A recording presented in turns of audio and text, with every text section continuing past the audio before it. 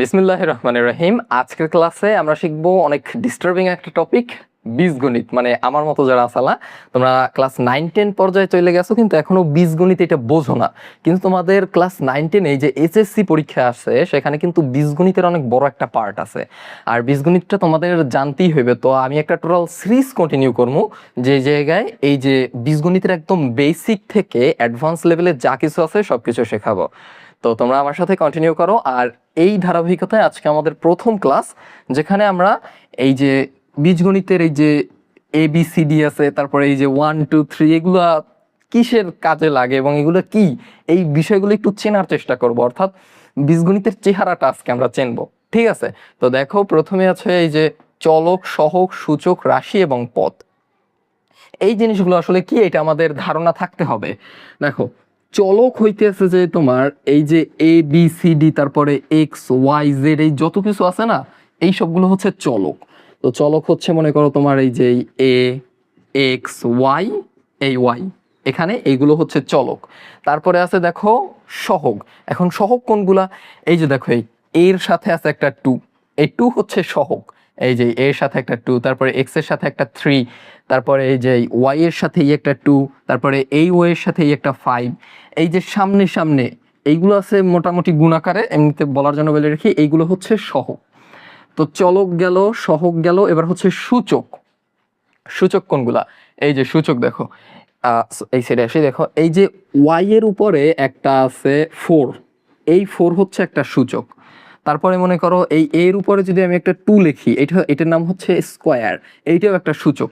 তো আমি কয়েকটা সূচক এই জায়গায় লিখি, যেমন মনে করো A স্কোয়ার, আরেকটা লিখি B কিউব, আরেকটা লিখি C⁴, আরেকটা লিখি X⁵।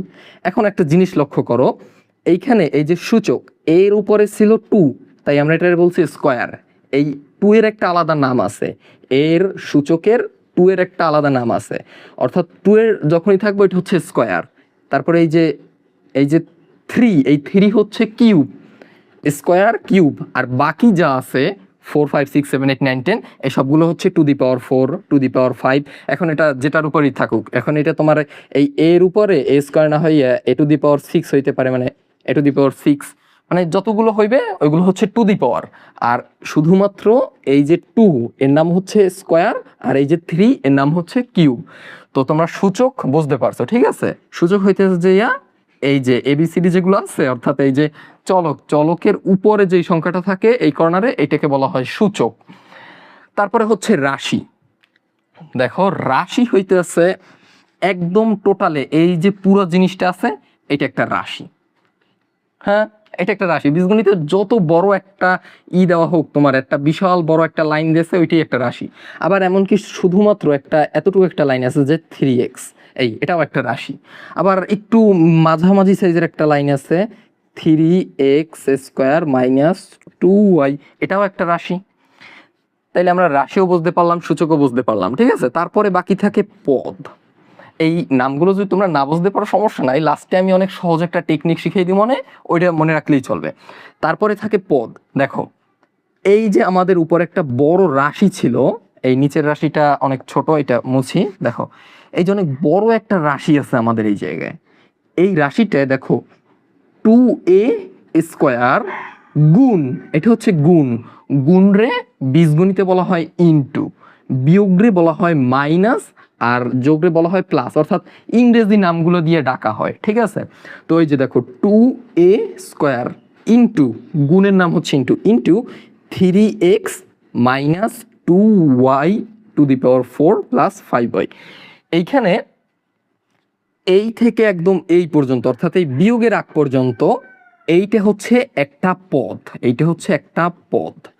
আবার মনে করতে পারো যে এই বিয়োগ থেকে এই পর্যন্ত আর একটা পদ না, এই থেকে এই পর্যন্ত, এই থেকে এই পর্যন্ত আরেকটা পদ, আবার এই থেকে এই পর্যন্ত আরেকটা পদ।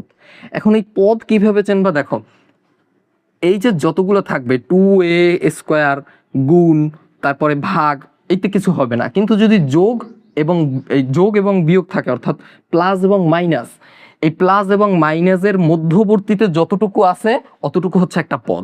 যেমন এই থেকে এই পর্যন্ত ছিল একটা মাইনাস, সুতরাং এই যে গুণ বা ভাগ বিবেচনায় আসবে না, শুধুমাত্র যোগ এবং বিয়োগ অর্থাৎ প্লাস এবং মাইনাসের মধ্যবর্তীতে যতটুকু থাকবে ওই সম্পূর্ণটুকু একটা পদ।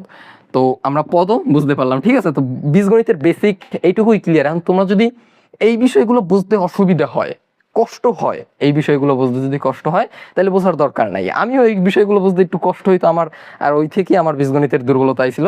তোমরা জাস্ট এই জিনিসটুকু একটু মাথায় রাখবা। দেখো আমি একটা বীজগণিতের একটা রাশি লিখি, যেখানে হচ্ছে